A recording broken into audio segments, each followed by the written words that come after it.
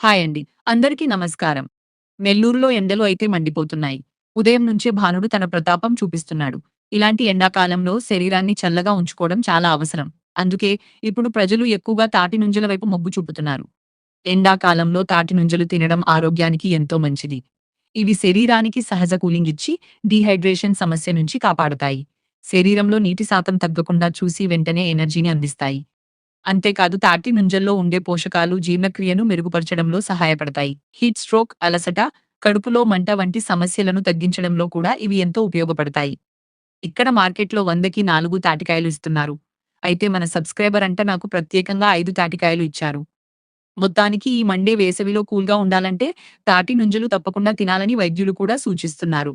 మీరు కూడా ఈ వేసవిలో తాటి నుంజలు తింటూ ఆరోగ్యాన్ని కాపాడుకోండి.